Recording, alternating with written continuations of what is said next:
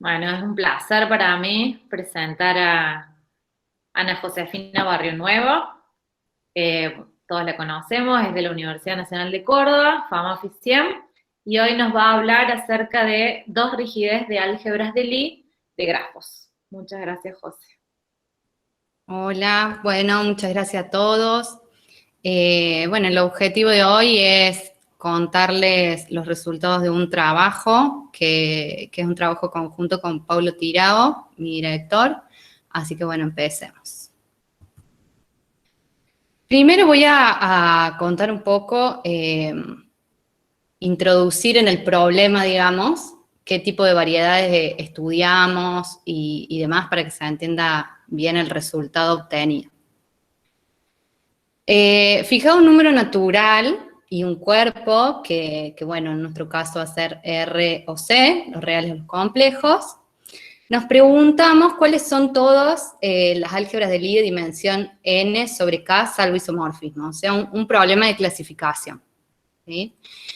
Entonces, bueno, nos damos cuenta que podemos dejar fijo el espacio vectorial, lo podemos pensar como k a la n, y es lo mismo que preguntarse cuáles son todos los posibles corchetes de Lie con espacio vectorial fijo k a la n, salvo isomorfismos.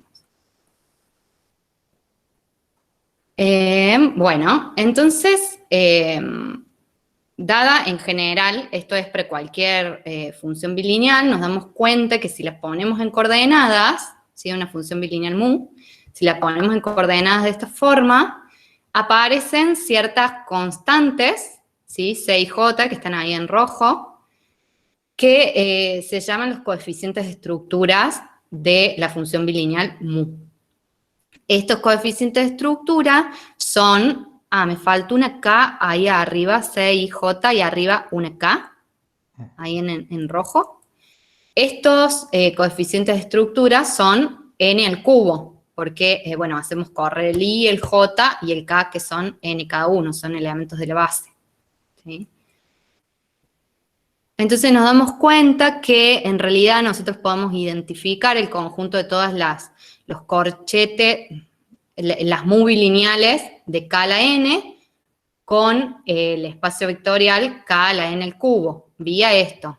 O sea, tomamos una bilineal y lo identificamos con el C y JK, o sea, la n cubo upla, que se corresponde a sus coeficientes de estructura. Ahora, bueno, nos damos cuenta que en un álgebra de Lie, en general, además de ser bilineal, para que una mu bilineal sea álgebra de Lie, también necesitamos pedirle que cumpla las condiciones de antisimetría y de Jacobi, ¿sí? Que traducidas, o sea, las condiciones de antisimetría y Jacobi, se las aplicamos a las mu bilineales y obtenemos, las que cumplen eso, forman el conjunto de los corchetes de Lie de k a la n. Vistas del lado derecho sería, se traducen en condiciones de ceros de polinomios, de muchos polinomios que no son muy lindos, digamos, pero miramos el ideal generado por todos esos polinomios, le llamamos I, entonces, en realidad, las funciones bilineales de k a la n, que son corchetes de Lie, se identifican con una de estos ceros de ideales de polinomio que se llaman prevariedades algebraicas. Hasta ahí vamos todo bien. Bueno, sí. Voy a hacer como Ricardo, si no. A ver, tengo tu... Bien. Bueno, ¿qué más? Bueno, del lado izquierdo nosotros tenemos el conjunto de todos los corchetes de Lie. Dijimos que nos interesan salvo isomorfismos. Entonces, pensar a los corchetes de Lie salvo isomorfismo es lo mismo que pensar a la derecha en las órbitas de la acción de GLN en este Z de I, o sea, en los ceros de estos polinomios, en este subconjunto de K en el cubo, ¿sí? Que la acción viene de cambiar la base. Sería dentro, no sé si ven la manito esa, la que yo estoy viendo. Sí, se ve Es perfecto. como Sí, mi sí se cursor. ve. Sí se Bueno, ve. Está bueno. perfecto. Es hacer cambio de base, tanto adentro, en EI, EJ, como afuera, ¿sí? O sea, es cambiar de base a la base canónica por otra base, digamos, ¿sí? Esa es la acción en Z de I. Esta prevariedad algebraica la vamos a llamar la variedad de álgebras de Lie de dimensión n sobre K, que va a ser R o C. Depende de lo que nos interese. Bueno, entonces nosotros tenemos esta variedad de álgebras de Lie, estos ceros de cierto ideal de polinomios, visto dentro de Kn al cubo. Entonces ahí tenemos la topología euclídea, que hereda la relativa de Kn al cubo, o podemos verlo también como variedad algebraica con la topología de Zariski si estamos en C, si el cuerpo es C, porque vamos a estar dentro de C en el cubo. Decimos que un corchete es rígido en la variedad, ¿sí? Ahora ya, como habíamos identificado los corchetes con los puntos de esta variedad, decimos un corchete en la variedad, lo identificamos con los puntos que vienen ahí. Entonces decimos que una álgebra de Lie mu, un corchete de Lie mu, es rígida en la variedad que estemos mirando, en este caso la de álgebras de Lie, ¿sí? Si su órbita, por la acción de esta de GLN, es un abierto. Eso en general, bueno, se define así. O sea, lo que quiero decir es que después, agregando acá condiciones, ¿sí? Acá nosotros nada más agregamos antisimetría y Jacobi para que nos quede corchete Lie, pero podemos agregar otras condiciones más para que del lado izquierdo nos quede, por ejemplo, la variedad de álgebras de Lie nilpotentes, o la variedad de álgebras de Lie capas o nilpotentes, o la variedad de álgebras de Lie solubles. Podemos agregar polinomios, también condiciones que del lado derecho se traducen como que el ideal I se agranda, ¿está bien? Son ceros de más polinomios, tienen que cumplir más cosas los puntos de esto de K en el cubo. Entonces, cuando decimos la variedad, bueno, estamos pensando en alguna de estas, este tipo de variedades de álgebras de Lie, ¿sí? Bueno, y decimos que mu se degenera en phi si phi pertenece a la clausura de la órbita de mu. O sea, la órbita de mu es la clase de isomorfismos de mu, ¿sí? Y los elementos de su clausura se dicen los degenerados de mu. ¿Bien? Esto es... Y bueno, se denota así. Bueno, acá va como mi bonus track, porque siempre yo cuando... Todos conocemos el cuento el primer cuento de cómo se identifican los corchetes mu con los ceros de cierto ideal de polinomios. Ahora, ¿por qué nos interesan en realidad estos corchetes que se llaman rígidos? ¿Sí? Acá va mi aporte, por ahí si alguno tiene otra razón de por qué nos interesan estos corchetes rígidos, ¿sí? Está bienvenida sea, y si les parece que... En realidad esta primera parte es un poco de lo que yo pienso, y después sí voy a hacer unas cuentas de por qué estaría bueno conocerlos, ¿sí? Y así que bueno. Ahora pensemos en el problema original de clasificación. Supongamos que nosotros tenemos cierto corchete.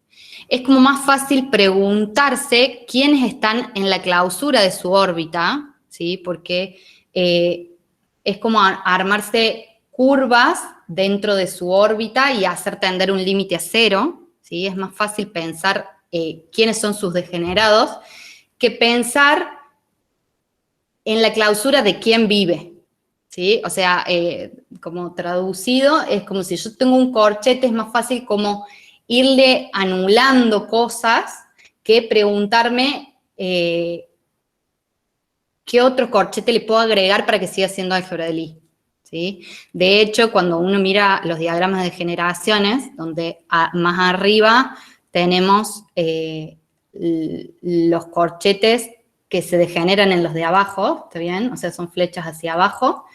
El álgebra de Lie abeliana figura abajo, porque es como que le apagué tantos corchetes que quedó abeliana, ¿está bien? Entonces, si nosotros tenemos cierto corchete, es como más fácil pensar en sus degeneraciones que pensar en degenerada de quién es, ¿está bien? Ese es como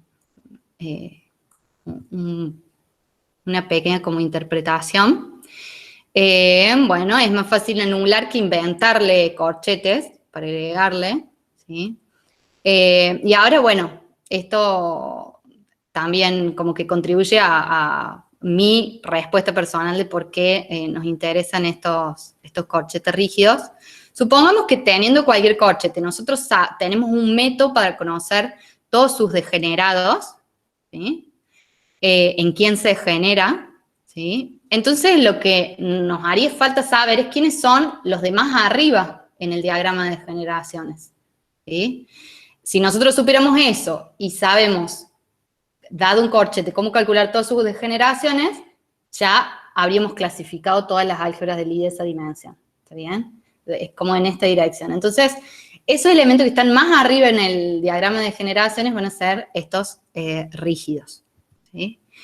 Y ahora sí viene lo que, la parte de cuenta de verdad, de no tanta interpretación, sino hacer una cuenta, es que hay finitos de estos, ¿sí? Hay finitos corchetes rígidos, ¿sí? Y ahora, bueno, voy a contar brevemente, así con argumentos muy pequeños de la forma que tiene la topología Zariski, ¿sí? De por qué hay finitos de estos. Habíamos dicho que entonces, ¿sí? Josefina, creo que puede ocurrir que un corchete no sea de generación de nadie y sin embargo no sea rígido. O sea, las álgebras de Lie que están ahí al tope, las rígidas están al tope, pero hay otras que no son rígidas y están al tope. No, o sea, no es lo mismo, no es el mismo concepto. Bien. O sea, yo lo que ahora voy a probar en esta cuentita que voy a hacer es que si nosotros tenemos, que hay finitas álgebras de Lie cuya órbita es abierta. ¿Está bien? O sea, hay finitas rígidas. ¿Está bien? Ahora voy a hacer una cuentita de eso, de que lo había escuchado, visto, pero nunca me había puesto a pensar bien por qué. Y bueno, ahí hice una cuentita. Ahora no me estoy dando cuenta si puede haber otros que estén arriba de todo y que no sean rígidos. Pero bueno. Sí, eso pasa con unas curvas en dimensión 7, creo, u 8. Ajá. Bien. Unas curvas que están al tope, pero sin embargo no son rígidas, digamos, porque te podés acercar por la curva. Sí. Uh-huh. Bueno. Ok. Bueno, ahora yo lo que voy a mostrar es que, bueno, hay finitas corchetes de Lie, hay finitos corchetes de Lie cuya órbita es un abierto. Hay finitas rígidas. ¿Esto por qué es? Es un cuentito simple, cortito. Como el ideal I no es primo, no es un ideal primo, ¿está bien? Nosotros habíamos dicho acá, identificamos a los corchetes de Lie con los ceros de cierto ideal de polinomios en el cubo variables, ¿sí? Lo que pasa es que el ideal I no es primo. ¿Dónde está? Ah, ya me fue. Acá está. El ideal este no es primo, entonces tiene z de i, el cero de este ideal de polinomio, tiene varias componentes irreducibles. De hecho, si P1 hasta Pn es el conjunto de primos minimales de i, ¿sí? Va a ocurrir esto donde cada uno de estos ceros de estos ideales primos sí son irreducibles. ¿Sí? Irreducible en el sentido topológico de que o sea, un espacio topológico es irreducible si siempre que es unión de dos cerrados, ¿sí? Alguno de los dos es todo. ¿Sí? En estos espacios irreducibles, lo que pasa es que los abiertos son densos y bueno, eso. ¿Está bien? Entonces tenemos un ideal que en principio no es primo y por cada primo minimal de ese ideal vamos a tener una componente irreducible. ¿Está bien? Lo vamos a poder escribir así. Este ideal de acá es feo, digamos. O sea, no es, yo así a simple vista mirando, no es fácil para nada encontrar los primos P sub I como para hacer algo, digamos. No es fácil. Pero bueno, no sé si alguien se puso a intentar o bueno. Entonces ahora, o sea, de acá dejamos en limpio esto, que en realidad la variedad de álgebra de Lie se escribe como unión de distintas componentes irreducibles, ¿sí? Donde cada una de estas, los ceros de ideales primos, sí son variedades algebraicas. Los ceros de este ideal original, como el Lie no era primo, se llama prevariedad algebraica, y los ceros de cada uno de estos ideales primos se llaman variedades algebraicas, ¿sí? Porque son, por ejemplo, irreducibles, ¿está bien? O sea, tienen como otras propiedades. Entonces ahora, por ejemplo, dado un abierto Zariski no vacío, podemos hacer esta cuenta de acá. El abierto es el abierto intersección la variedad, ¿está bien? Eso, obviamente. Ahora, Z de I era unión de ceros de estos ideales primos, ¿sí? Entonces hago la distributiva y la unión ahí con la intersección y me queda esto de acá. Ahora, algunos de estos, como el A es no vacío, algunos van a ser no vacíos. Tiro los vacíos, ¿está bien? Ahí tiré los vacíos. Entonces el A me queda escrito de esta forma. Tomo clausura. Y lo que pasa es que, como cada uno de estos ceros de ideales primos son irreducibles, y A intersección estos ideales, ceros de ideales primos, es un abierto no vacío, entonces es denso. ¿Sí? Eso es lo que les había dicho recién, que cumplen en general los espacios topológicos irreducibles, que todo abierto no vacío es denso. Entonces, cada una de estas clausuras es los ceros de el original, digamos. ¿Está bien? Entonces, si se fijan, yo comencé con un abierto Zariski cualquiera y llego a que su clausura entonces tiene que ser de este tipo. ¿Está bien? Pero hay finitos de estos, porque los ideales primos eran finitos. Hay finitas de estas combinaciones, de estas uniones, así. Entonces, a lo que llego es que hay finitas clausuras de abiertos. ¿Eso se entiende?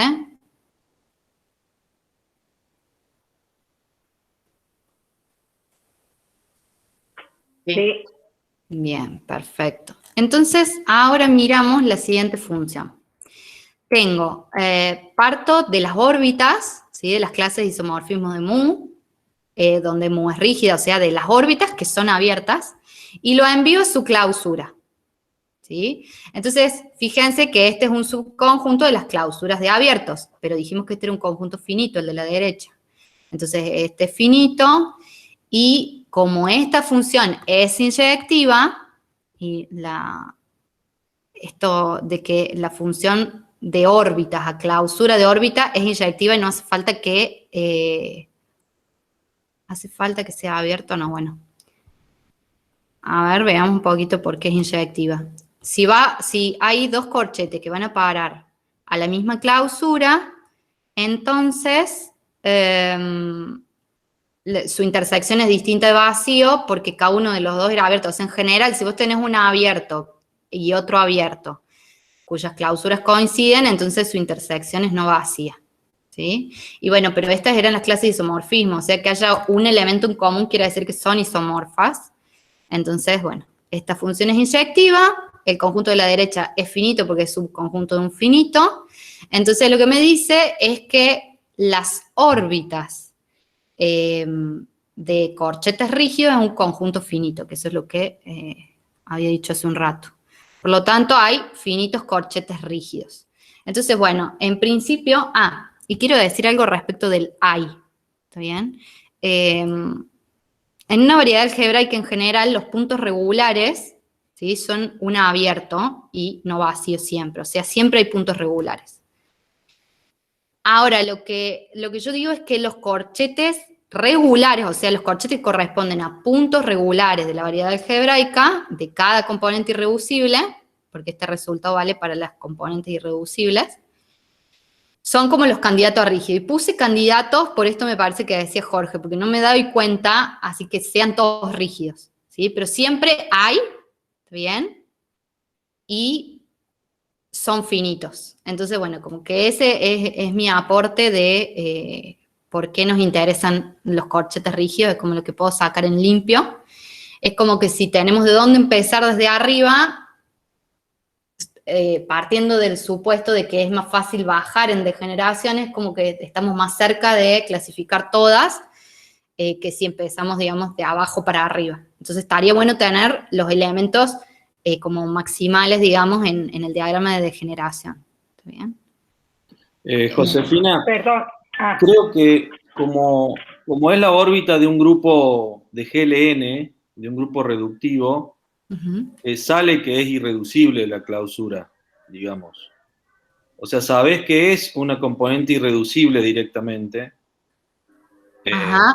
Sí, yo había escuchado eso y bueno, ayer cuando estaba escribiendo no me salía, por eso no lo puse, pero sí lo que pasa es que cada componente conexa correspondía con, cada componente irreducible correspondía con la clausura de una órbita. No, o sea, es un resultado fuerte de que como es un grupo reductivo, la clausura es irreducible, ¿no? Sí, lo había escuchado ahí entre pasillos, pero no, como no me salía ponerlo así fácil, no. Bueno, pero aparte hay componentes irreducibles que no necesariamente son la clausura de una rígida.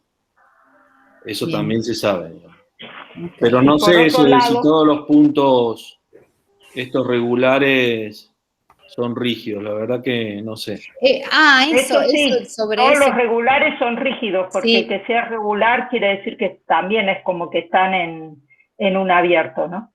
Claro, es que ser regular es una condición de dimensión del jacobiano de la matriz dada por los polinomios. O sea, tomas los polinomios, te hace la matriz jacobiana con las derivadas parciales, qué sé yo, y siempre que tengan cierta dimensión, ¿está bien?, van a ser puntos regulares.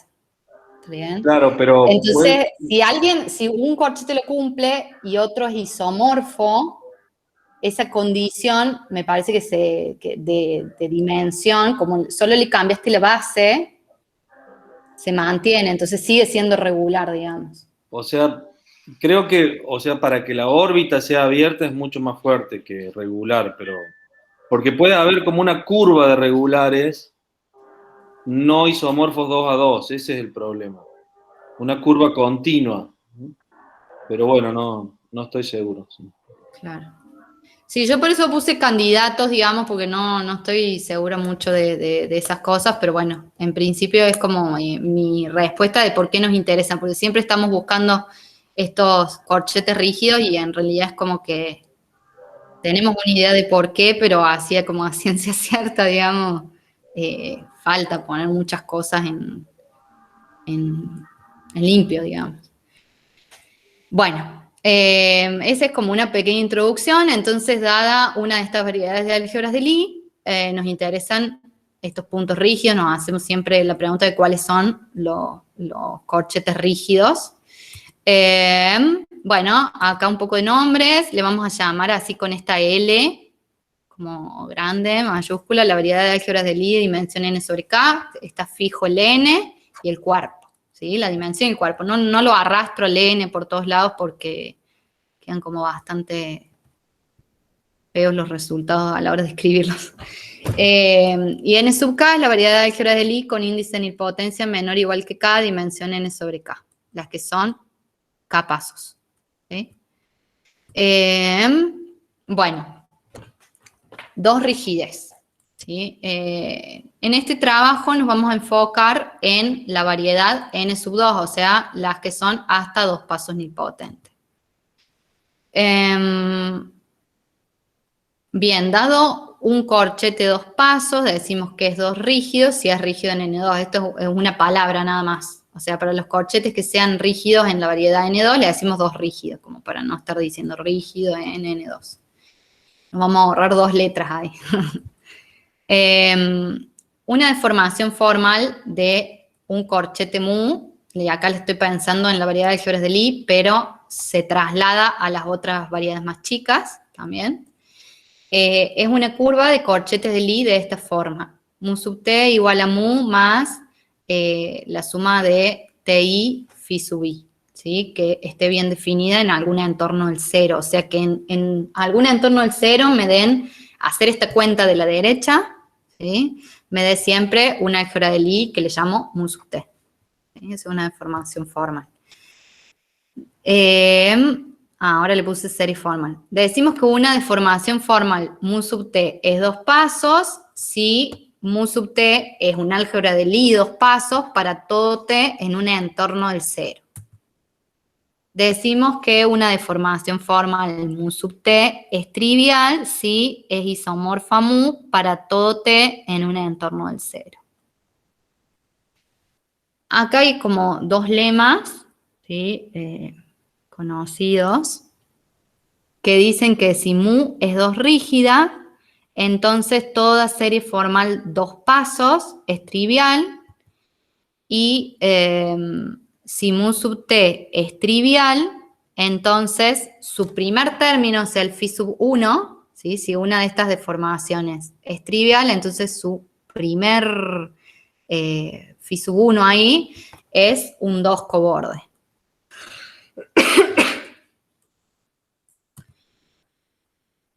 Hay un teorema que probó María Alejandra Álvarez, ¿sí? Que hace unos años, creo que en 2018 me parece, que dice que si tenemos una G, 2 pasos, ¿sí? La escribimos como el centro completado linealmente por B, ¿sí?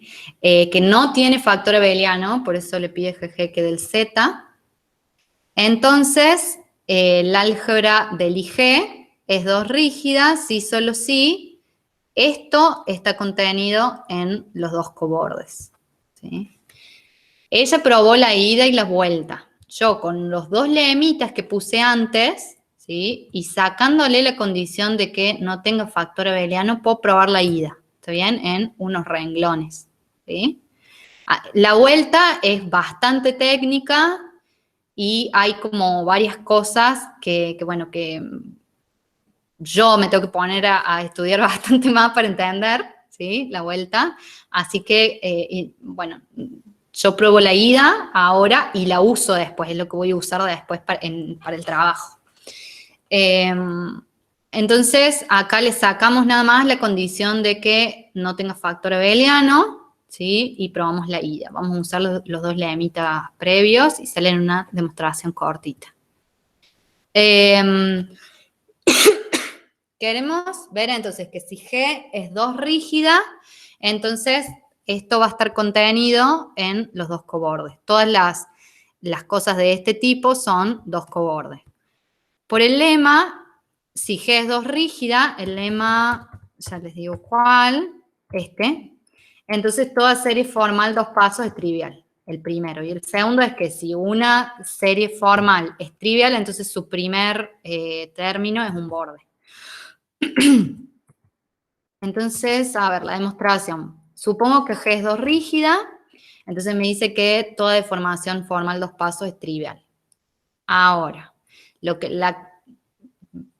La que en realidad voy a probar es la implicación de que si toda deformación dos pasos es trivial, entonces los que son de este tipo son bordes, digamos. Esa es la que en realidad voy a probar y se prueba por el absurdo. Supongamos que toda deformación dos pasos es trivial, ¿sí? Y que existe un elemento phi que vive acá y que no vive acá. ¿Está bien? Entonces, me construyo esta deformación, ¿sí? Que sea deformación viene de que el phi es 2 cociclo y es 2 cociclo porque es de esta forma, ¿está bien? Porque pertenece acá. Y es 2 pasos, también viene de la forma que tiene. Uno hace la cuenta y te da que es 2 pasos, fácil. Entonces, usando la hipótesis, como toda deformación formal 2 pasos es trivial, tenemos que mu sub t es trivial, y usando el segundo lema, como mu sub t es trivial, entonces el phi, que es su primer término, porque es mu más t phi, tiene un phi 1 nomás, no tiene más nada, entonces phi es un borde, y bueno, y ahí está el absurdo. ¿Está bien? Lo que nosotros vamos a usar de este teorema es, de este que probé yo, nada más la primera implicación, es la contrarrecíproca, ¿está bien? Vamos a buscar álgebras que no cumplan esta contención y entonces vamos a poder asegurar que no son dos rígidas, digamos.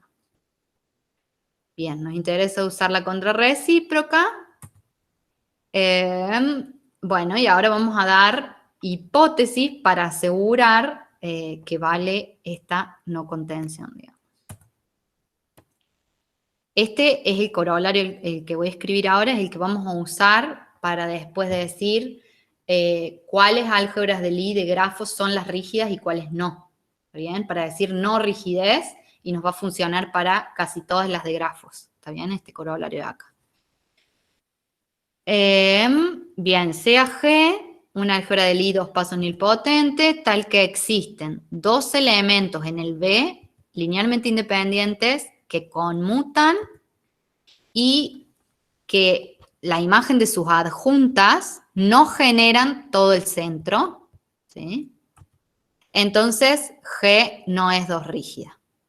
¿Sí? La demostración de este corolario también es unos renglones y es, por supuesto, usando el teorema anterior, lo que hacemos es que si nosotros estamos en estas hipótesis, ¿sí? Entonces nos vamos a poder construir un elemento aquí que no pertenezca acá, ¿sí? Entonces vamos a poder asegurar que no es dos rígida usando el teorema anterior. ¿Sí? Bueno, la demostración, bueno, acá viene la parte como de construirnos quién va a ser el elemento acá. Acá, como tengo puestas las hipótesis, es como obvio quién va a ser el elemento que me va a servir. Va a ser el V dual, wedge, W dual, tensor, alguien que pertenezca al centro y no pertenezca a esto de acá. ¿Está bien? Entonces, por la segunda hipótesis, nosotros tenemos que este conjunto está contenido propiamente en el centro, entonces podemos elegir un elemento no nulo Z ahí. ¿Sí? Nos armamos, en las hipótesis teníamos un B y un W que conmutaban, entonces nos armamos B dual, wedge, W dual, tensor Z, obviamente pertenece acá, ¿sí? Por cómo es, por su forma, y veamos que no es un coborde, ¿sí? Para ver eso, supongamos que sí es un coborde, ¿sí?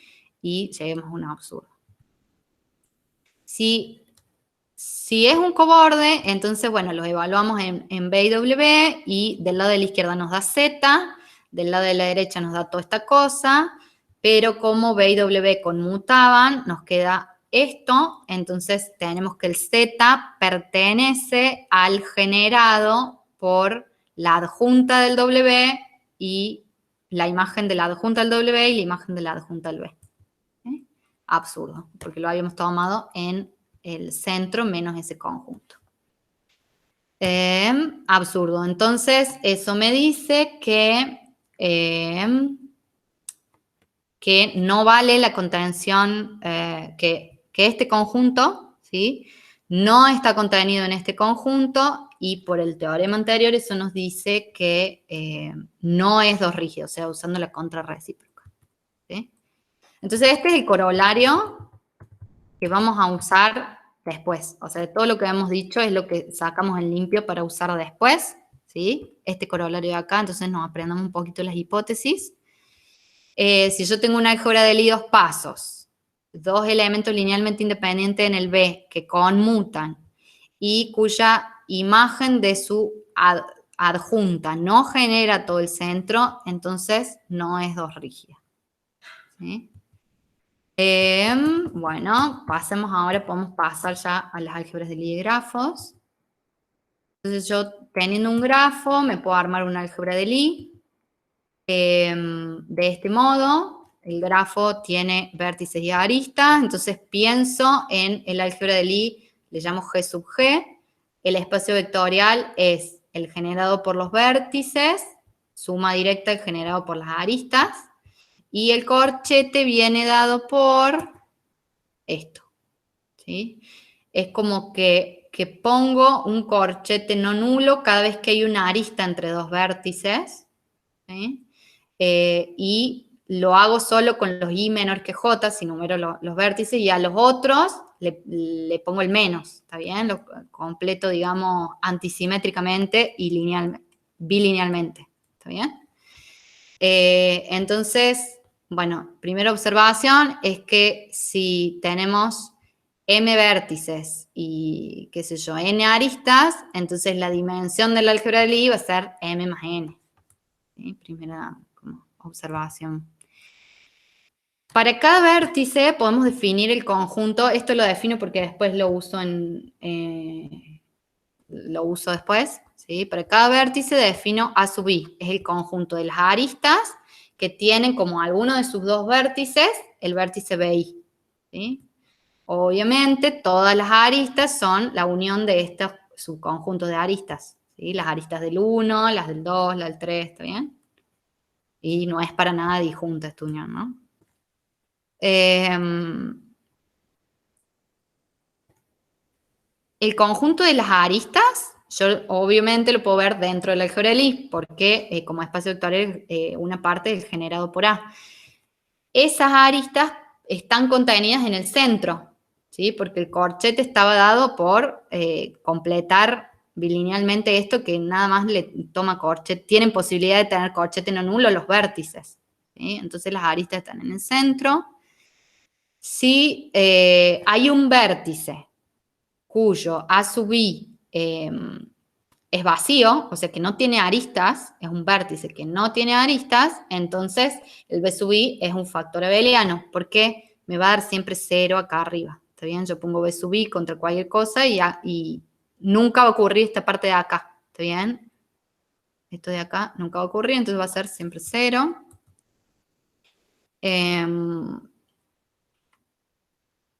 Es siempre dos pasos nilpotente, ¿sí? Y de hecho, sí, o sea, dado un grafo, su álgebra de Lie es siempre dos pasos nilpotente y casi siempre es estrictamente dos pasos nilpotente, o sea, no abeliana, salvo que sean dos vértices sin aristas, ¿sí? Entonces sería el único caso en el que no es realmente dos pasos nilpotentes, sino que es abeliana. Pero lo mismo le llamamos dos pasos nilpotentes a esas, ¿sí? Porque lo cumplen, nada más que no es estricta la... ¿sí? Se cumple, es como un paso nilpotente, ¿está bien?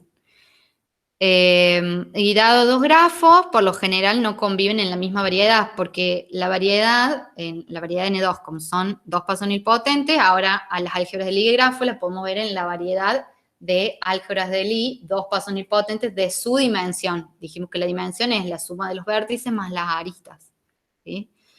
Entonces, salvo que haya dos grafos, que la suma de la cantidad de vértices y la suma de la cantidad de aristas coincidan, por lo general no viven en las mismas variedades, digamos.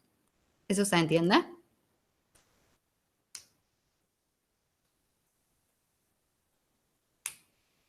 Sí. Bien. Bueno. Entonces ahora nos preguntamos, ¿cuáles de estas álgebras de Lie de grafos son dos rígidas? ¿Sí? Son todas dos pasos, entonces surge como naturalmente esta pregunta, o sea, ¿para qué grafos su álgebra de Lie es dos rígida? Esta es la respuesta que vamos a publicar en el trabajo, que lo hemos podido responder, ¿sí? Y para eso hay como que usar algunas cositas previas que habíamos probado en otro trabajo que conté en el seminario del año pasado.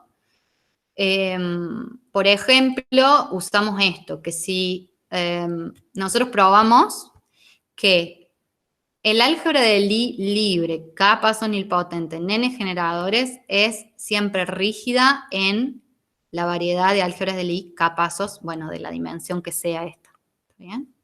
Eso lo probamos en otro trabajo, ¿sí? Acá para probar esto usábamos la cohomología Canil, ¿sí? Que es una construcción de gente de la Facu, ¿sí? Ahora, nos damos cuenta que un grafo completo es dos pasos libres en n generadores. Eso se entiende, ¿no? O sea, si nosotros tenemos n vértices y pensamos en el grafo completo de n vértices y ahora le miramos su álgebra de Lie, ¿sí? Esa es la libre dos pasos nilpotentes en n generadores, donde n es la cantidad de vértices, ¿sí? Entonces, como consecuencia de esto, usando ese teorema, tenemos que si el grafo es un grafo completo, entonces su álgebra de Lie es dos rígida, siempre. Entonces, esa es la primera herramienta que vamos a usar. O sea que siempre que vemos un grafo y es completo, automáticamente es dos rígida, ¿sí? Primera cosa que usamos. El segundo hecho que usamos, bueno, este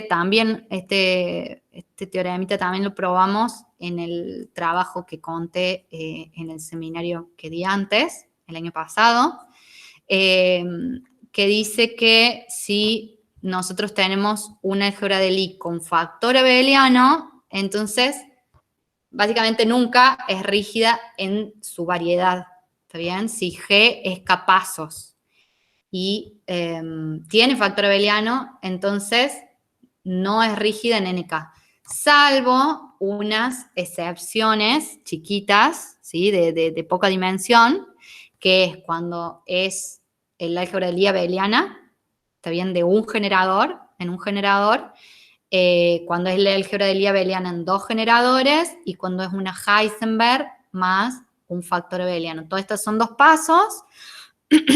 Estas sí son rígidas en N2, pero son rígidas porque no hay otras álgebras de Lie, ¿está bien? En quién deformarse, digamos. Es básicamente por eso, porque están solas, o sea, la abeliana de un generador es la única que hay. La abeliana en dos generadores es la única que hay en N2, ¿está bien? Y esta también es la única que hay, la Heisenberg 1 más un factor abeliano, es la única dos pasos nilpotente de dimensión 4, ¿está bien? La otra que hay es tres pasos, ¿está bien? Entonces por eso son rígidas, porque no hay otras básicamente. Esas son las excepciones. Entonces como corolario, fíjense que yo antes les había dicho que si hay un vector, en un grafo ahora pensamos, si hay un vector que, un vértice, perdón, ya se me confunde todo. Si hay un vértice que no tiene aristas, ¿sí? Es lo mismo que tener un factor abeliano, ¿sí? En su álgebra, pensando en su álgebra de Lie. Entonces, si nosotros tenemos un grafo que tiene vértices aislados, o sea, vértices sin aristas, que no sea el correspondiente a una de estas tres álgebras de Lie, fíjense, la álgebra de Lie en un generador abeliana se corresponde con el grafo que tiene un solo vértice. El álgebra de Lie, esta la abeliana de dos generadores, se corresponde con el grafo que tiene dos vértices y no tiene ninguna arista, y esta otra se corresponde con el grafo que tiene dos vértices, una arista que los une y un vértice afuera, solito. Esas tres son rígidas en N2, ¿sí? Pero siempre si son si es otro grafo que tiene un vértice aislado, vamos a poder asegurar que no es 2 rígida, ¿está bien? Su álgebra de Lie. Entonces, por ahora tenemos 2 herramientas. Este corolario, que es que los grafos completos, su álgebra de Lie es 2 rígida, y que si tiene vértice aislado y no es uno de estos 3 grafos chiquititos, entonces no es 2 rígida. Y otra herramienta que tenemos, ¿sí? Tenemos estas dos. La cohomología 2-nil, ¿sí? Que es de la que les hablaba hace un ratito, que si no, es una... Perdón, una preguntita. Los grafos que vos considerás no son orientados, son solamente aristas que unen vértices. No orientados, no Bien. orientados, comunes. Las otras 2 herramientas que tenemos es calcular, o sea, dada un álgebra de Lie 2 pasos, le podemos calcular esta cohomología 2-nil, que bueno, está desarrollada en un trabajo de gente de la Facu, como les dije hace un rato. Es de Leandro Cagliero, de Augusto Chávez y de Oscar Brega, ¿sí? Es también de 2018, creo, el trabajo. Implica que G es 2 rígida. Entonces, para probar 2 rígidas, esta va a ser como la herramienta que vamos a usar. Le vamos a calcular esto y nos va a dar 2 rígidas, ¿sí? Y el corolario de hace un rato, que les dije que nos memoricemos la hipótesis, que es para probar no rigidez. Entonces, son 4 las herramientas que tenemos. Cuando vemos un grafo completo, sabemos que es 2 rígida su álgebra de Lie. Cuando vemos un grafo, salvo los chiquititos de esto que les mostré hace un rato, que tiene un vértice aislado, entonces sabemos que no es 2 rígido, y estas otras 2. Cuando no sabemos qué hacer, le calculamos la cohomología 2-nil, bueno, y todas las veces que lo calculamos nos dio 0, así que son 2 rígidas, las que no sabíamos qué hacer básicamente, para decir que eran 2 rígidas. Y bueno, el corolario, que probamos hace un ratito, que implica no 2 rigidez, ¿sí? Que las hipótesis decían, si existen B y W en B tales que conmutan y que el generado por las imágenes sus adjuntas está contenido propiamente en el centro, entonces la G no es 2 rígida, ¿sí? Este corolario lo reescribamos en términos de, ahora nosotros tenemos una álgebra de Lie de grafos, ¿está bien? Entonces, si nosotros, el álgebra de Lie de grafos, ¿sí? Tenemos el álgebra de Lie esta G, y tiene 2 vértices, o sea, ahora los BW van a ser vértices que conmutan, es que no tengan una arista en común, ¿sí? Y que esto esté contenido propiamente en el centro, es lo mismo que decir que sus aristas, la unión de sus aristas, no son todas las aristas, ¿está bien? Que hay una arista que no es ni de B ni de W, ¿está bien? Entonces ahí vamos a estar en las hipótesis del corolario y vamos a poder asegurar que su álgebra de Lie no es 2 rígida, ¿está bien? O sea, estas van a ser las herramientas que tenemos. Los grafos completos son 2 rígidos, los grafos que tienen un vértice aislado no son 2 rígidos. Cuando no sabemos qué hacer, calculamos la cohomología 2-nil, que van a ser poquitos casos en los que no sabemos qué hacer. 5 casos, 5 grafos. Y el corolario de que si nosotros agarramos un grafo y podemos encontrar 2 vértices que no tienen arista en común y una arista que no es arista ni de B ni de W, entonces vamos a poder asegurar que no es 2 rígida. Entonces intentemos usar estas 4 herramientas en los grafos de 2 o 3 vértices, a ver si nos sale. Bueno, primero, el grafo que tiene un vértice, que me olvidé de ponerlo en realidad, es un grafo completo, así que sabemos que es rígida en 2 pasos, ¿está bien? Esta de acá es 2 rígida y es una de estas excepciones que como no sabemos qué hacer, le calculamos la cohomología 2-nil y nos dio 0, bueno, es 2 rígida, ¿sí? Y es básicamente porque es la única que hay de dimensión 2, es la única álgebra de Lie 2 pasos de dimensión 2. En realidad es la única álgebra de Lie de dimensión 2 que hay, la abeliana. ¿Está bien? Después, este de acá es el completo, K2. ¿Está bien? Entonces es 2 rígida. ¿Sí? Este de acá es, podemos usar lo de vector, lo de vértice aislado. ¿Sí? Es un grafo que tiene un vértice aislado y que no es ni este, ¿se acuerdan que eran las excepciones? Ni este, ni el de un solo puntito. Entonces acá podemos usar lo de vector, lo de vértice aislado, entonces podemos asegurar que no es 2 rígida. ¿Sí? Para este de acá vamos a tener que calcular la cohomología 2 nil. ¿Sí? Para este de acá es el completo K3, así que sabemos que es 2 rígido. Ahora hagamos con los de 4 vértices. Y ya ahí vamos a hacerlo de 4 vértices. Para 5 vértices ya va a pasar cosas más lindas. No vamos a tener que analizar uno por uno porque ya no va a haber excepciones, digamos. ¿Sí? Para este, primero de acá, para este grafo todo vacío, usamos lo de vértice aislado. ¿Sí? Que sabemos que si tiene un vértice aislado y no era uno de esos chiquititos excepciones, sabemos que no es 2 rígida. Acá usamos lo mismo porque tenemos unos vértices aislados. Acá también. En este ya no tenemos vértice aislado y no sabemos qué hacer, así que le calculamos la cohomología 2 nil. Quiero que vean, ¿sí? Porque este es un buen ejemplo de por qué acá no se puede usar el corolario, o sea, de por qué no podemos encontrar el corolario implicaba no 2 rigidez, ¿sí? ¿Por qué acá no funciona usar el corolario? Porque deberíamos encontrar 2 vértices sin arista en común y una arista que no sea de ninguno de los 2 vértices. Fíjense que, por ejemplo, nos paramos en... uy, ¿qué pasa? Ahí está.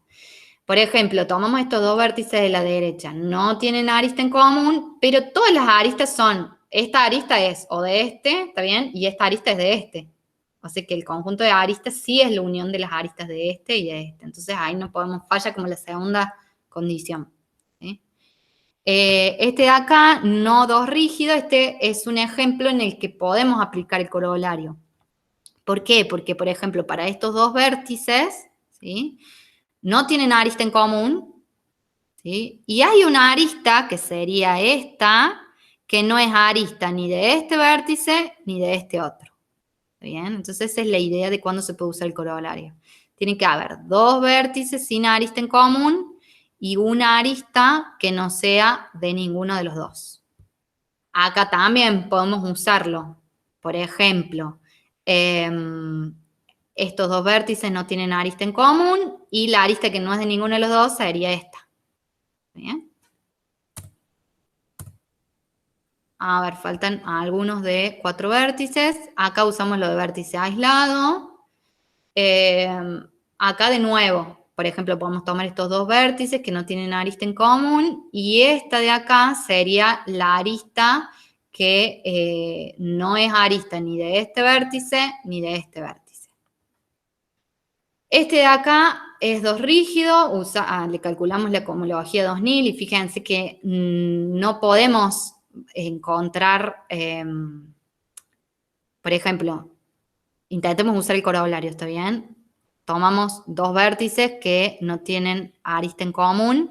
Bueno, pero pasa que todo el resto de las aristas o son de esta o son de este, ¿está bien? Y lo mismo cuando tomo este con este.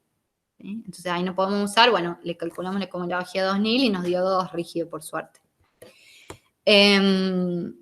Acá no es 2 rígido, también podemos usar el corolario porque los vértices que no tienen arista en común sería este y este de acá y la arista sería esta de acá del medio, que no es arista ni de este vértice ni de este vértice. Y este es 2 rígido porque es un completo. ¿Está bien? Para los grafos de 5 vértices o más, o sea, como ya se acabaron las excepciones, digamos, lo que vale a partir de 5 vértices es que si un grafo tiene 5 más vértices, su álgebra de Lie es rígida si solo si el grafo G es completo. ¿Está bien? Entonces, una implicación ya la tenemos. Nosotros sabemos que cuando G es el grafo completo, entonces su álgebra de Lie es rígida. Nos falta la otra, es que si no es un completo, entonces, que esto de acá, si G no es un grafo completo, con N o con 5 o más vértices, entonces su álgebra de Lie no es 2 rígida. ¿Sí? Y esta pruebita es re cortita, y ya es lo último, porque una vez que probemos este teorema ya estamos en condiciones de decir, además de los grafos completos, cuáles son las únicas otras 2 rígidas que viven en las excepciones que hicimos antes, ¿está bien?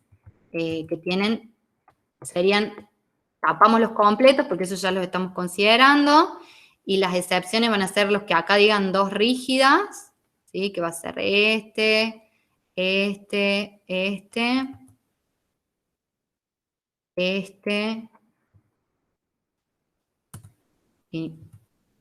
a ver de acá, y este no porque es un completo, ¿está bien? Entonces después ya estamos en condiciones de decir, para cualquier grafo, si su álgebra de Lie es rígido o no. Entonces nos está faltando probar este teorema, de que si G es un grafo no completo con como mínimo 5 vértices, entonces su álgebra de Lie no es 2 rígida. Y acá este es el argumento combinatorio que le digo yo, que les voy a hacer un dibujito y bueno, se van a quedar tranquilos de que siempre podemos usar el corolario, porque escribirlo es feo y con el dibujito se entiende bien. Entonces, bueno, como primera cosa podemos suponer que el grafo G no tiene vértices aislados, porque si tiene vértices aislados, podemos usarlo de que si tiene vértices aislados, entonces no 2 rígida, y ya estaríamos probando la tesis, ¿sí? Entonces podemos suponer que no tiene vértices aislados. La idea es usar el corolario de antes, ¿sí? Encontrar 2 vértices sin arista en común, tales que la unión de sus aristas no son todas, ¿sí? Entonces, empecemos. Acá viene mi argumento de mover un poco las manos. Como no es un grafo completo, va a haber 2 vértices que no tienen arista en común. Los pongo ahí arriba, ¿está bien? Y abajo voy a tener los otros vértices, ¿sí? Por lo menos voy a tener 3 más abajo, ¿está bien? Estos 3 en medio como mínimo están, ¿sí? Porque tenemos como mínimo 5 vértices. Ahora, si alguno de estos vértices tiene arista en común, ya está, porque entonces tomamos, esta condición es la que se va a cumplir, ¿está bien? Porque tomo esta arista y esta es una arista que no es ni de B ni de W, es una arista de estos otros 2, ¿está bien? Entonces todas las aristas van a ser así, ¿sí? Van a salir o de B o de W.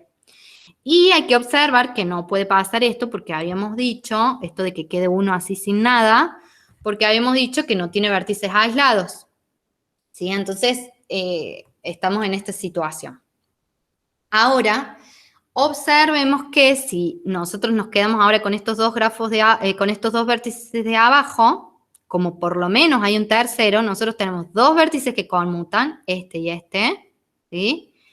Y un tercero que tiene arista, sí o sí tiene una arista, o para acá, cualquiera de las 2, no importa, que por lo menos tiene una arista, y ahí está, ya se cumplen estas condiciones, o sea, el V lo deberíamos tomar como este, el W como este, y la arista que me demuestra la contención propia sería esta de acá, ¿está bien? Entonces, ¿esta pruebita quedó clara? Sí, muy clara. Excelente. Bueno, entonces listo. Ya podemos enunciar el teorema de cuáles son los grafos rígidos. Si G sub G es 2 rígida, o sea, un álgebra de Lie dado por un grafo es 2 rígida, si solo si el grafo G es completo o es uno de los siguientes 5, que son las excepciones que nos habían quedado en el cuadrito. Y eso es todo.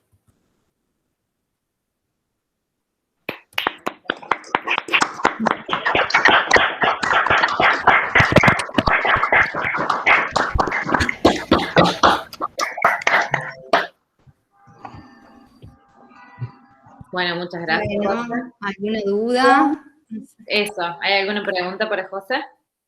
Yo tengo una duda que dijeron muy rápido que estaba clara la última demostración y me perdí en una partecita al comienzo. A ver, vamos de vuelta. Esta prueba es... Describir es re feo porque tenés que ir numerando los Sí, vértices. sin lugar a dudas. Está perfecto que lo hagas gráficamente. Eso está muy bueno. Cuando Bien, vamos de empezás, nuevo. Entonces, ahí, sí. cuando empezás, ¿por qué decís que de estos dos, de los dos de arriba, ocupas casi todo el resto salvo uno? Eso es lo que no entendí. O sea, la secuencia era así. No dije salvo uno, sino que puse esto así sin nada y dije que eso no puede pasar. O sea, que sí o sí tiene que tener una arista S porque si no tendría un vértice aislado, que dijimos que lo podíamos no considerar ese caso. O sea, como que la no puede secuencia estar... ¿Por qué ese aisladito no tiene que estar conectado a los dos de arriba y no puede estar conectado a uno de abajo? Ah, ahí está, ahí entendí lo que no había quedado claro. Primero empezamos, primero el grafo G no va a tener vértices aislados, eso sí. Sí, porque clarísimo. Habíamos dicho que si tiene vértices aislados, como tiene 5 vértices, no hay ninguna de las excepciones, entonces ya es nodos rígidos. Ahora, como el grafo G, yo estoy teniendo ahora un grafo, no sé, general, un grafo que no es completo y que tiene como mínimo 5 vértices.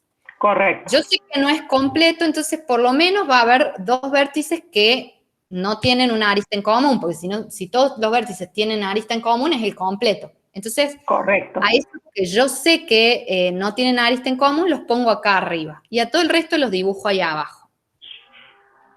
Por lo menos están estos 3 del medio porque tiene como mínimo 5 vértices. Ahora pensemos cómo van a estar distribuidas las aristas en este grafo. Si hubiera una arista entre elementos, entre vértices de los que están abajo, por ejemplo una I, ¿bien?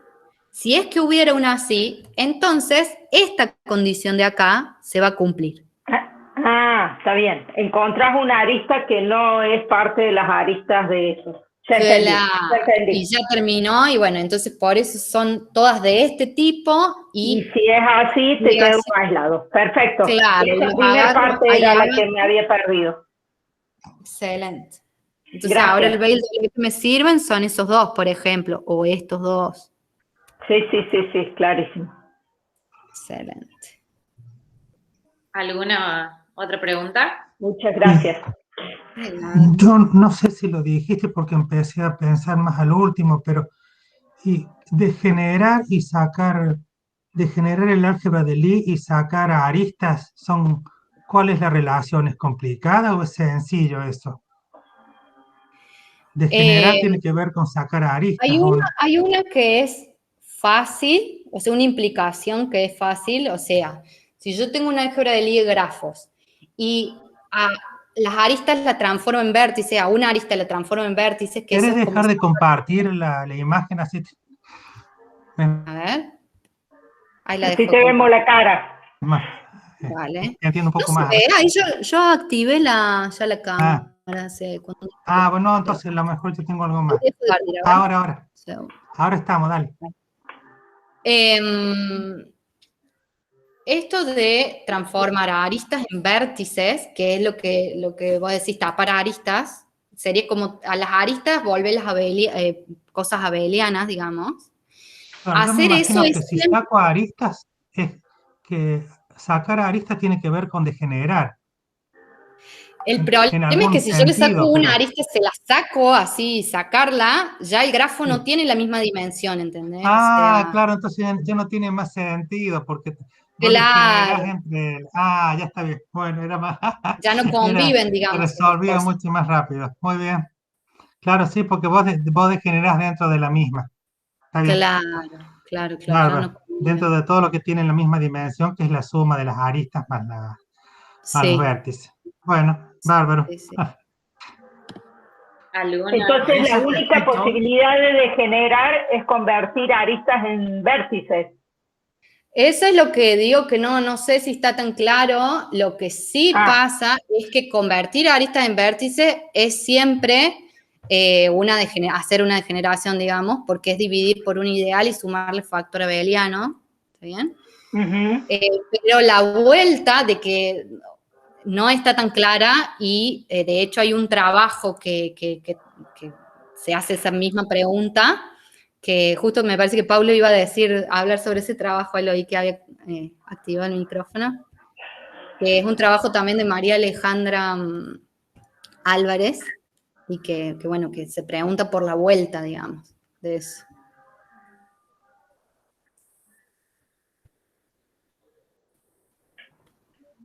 Paulo, o sea, el convertir un vértice aislado en convertirlo en una arista que une dos puntos, dos vértices. Eso pregunta, ¿qué es lo que pasa? Que si vos tenés un grafo completo y tenés un vértice aislado, ya no tenés qué arista convertir. ¿En qué arista convertirla? Es que no podés, si es completo no tenés vértice aislado. No, o sea, si tenemos un vértice, un grafo completo y al lado un vértice aislado y queremos hacer eso, no nos quedan aristas para transformar ese vértice en arista. ¿Entendés? O sea, es como que está esa excepción, pero si no, me parece que sí funcionaría. Si yo también me hice esa pregunta. Pero si es completo, todos los vértices están ocupados, no podés tener uno aislado. Yo digo el caso en el que tenés un grafo que es un grafo completo y además un vértice aislado. ¿Está bien? Ahí no puedo hacer eso. O sea, un grafo que tiene todo un grafo completo y al lado otro vértice más. O sea, pero no es el grafo completo. Claro, no es completo ese. Ahora entendí lo que decís.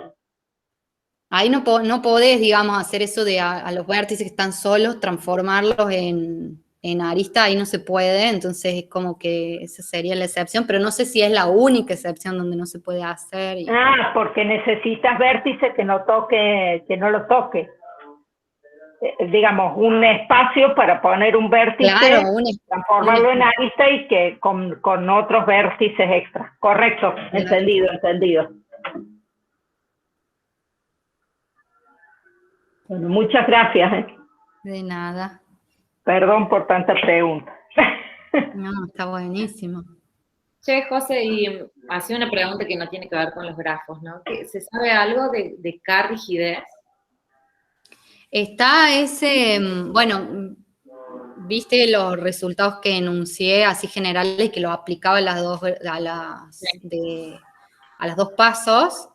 Esos resultados hemos probado en un trabajo de K-rigidez. Nosotros en ese trabajo tenemos resultado de tipo, entonces es K-rígido, y resultado de tipo, entonces no es K-rígido, y que es cuando es la libre K-pasos en cualquier cantidad de generadores, sabemos que es rígida, y usamos para probar eso la cohomología K-nil, esta que les cuento. Y para probar que no es K-rígido, no nos queda otra que hacer deformaciones, o sea, inventar deformaciones, digamos. Y lo hicimos para probar que las que tienen factor abeliano nunca son rígidas en su variedad K-pasos. Okay. Perdón, también la José sabe, K-nilpotentes libres no son K+1 rígidas. Esa también. Pero no K+1 rígida. Y también que las de grafos nunca son 3 rígidas. Eso también está en el otro trabajo, sí. O sea, todas tienen una deformación 3 pasos nilpotentes. Por eso solo tiene sentido preguntarse cuáles son 2 rígidas. Sí. Eso me olvidé ponerlo acá, de contarlo. Sí. Ok. ¿Alguna otra pregunta? Un ¿Se comentario. conoce 2 pasos que sea 3 rígida? No. Yo conozco, preguntaste si conocemos, yo Sí, no. sí se conoce. Sí, Yo no de conozco y las no conozco que chiquitas, alguien digamos. conozca. De las chiquitas sí, de las excepciones que hay una única en toda la variedad de nilpotentes. Claro, claro, que sea ya rígida. Pero después más grandes no. Y no sé si están, no sé si, ni siquiera si hay, digamos. Ok.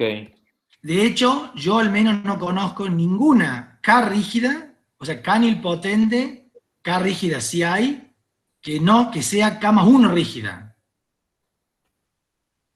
Claro, por eso es. No Ese- solo en ese- 2, pero ni en 3, ni en 4, ni filiforme, nada. O sea, todas dejan de ser rígidas en un paso más. Todas las que Y Pablo, las filiformes que no le podés hacer un paso más. ¿Qué pasa ahí? no conocemos ninguna filiforme rígida. Todas se deforman en n-1 pasos, en ellas mismas, en otras filiformes. O sea que ahí hay un ejemplo que en la parte de arriba de degeneraciones están como en círculo, digamos. Sí, eso, ahí es, sí. Pero, claro, y no tienen por qué ser abiertas, digamos, está bien. Porque si fueran abiertas serían iguales las clases de isomorfismo, por eso de... Claro, no son abiertas porque es como una curva continua, pero a la Claro, vez arriba están como nadie se en degenera en círculo. ellas. Correcto. Un comentario, José, respecto de esto que decías al principio, que o sea, que hablaba de los puntos regulares o singulares de la variedad, por ejemplo, N2. O sea, vos ahora tenés muchos ejemplos de corchete que son no rígidos. Entonces, capaz que se podría chequear, digamos, en estos ejemplos si corresponden a puntos que son singulares, por ejemplo. O sea, creo que no debería ser difícil la cuenta, ¿no? Porque es verificar que ciertos polinomios se anulen o no, ¿no? No sé cómo. Sí, sí, es hacer la matriz y calcularle la dimensión el rango, digamos. Evaluarla en esos puntos y calcularle el rango. Sí, Claro. parece una cuenta fácil. Parece tranqui. Claro. Sería bueno, sí. Como en dirección de ver si las no rígidas son singulares. Claro, o sea, si probás que todas son singulares, por ejemplo, o sea, entonces automáticamente te salen que no son rígidas, ¿no? Porque las rígidas necesariamente tienen que ser regulares, ¿no? Por el argumento que dabas.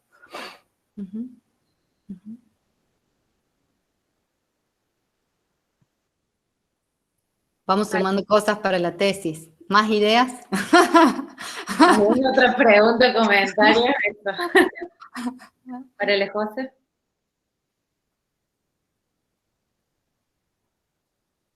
Bueno, le agradecemos entonces nuevamente. Gracias. Gracias.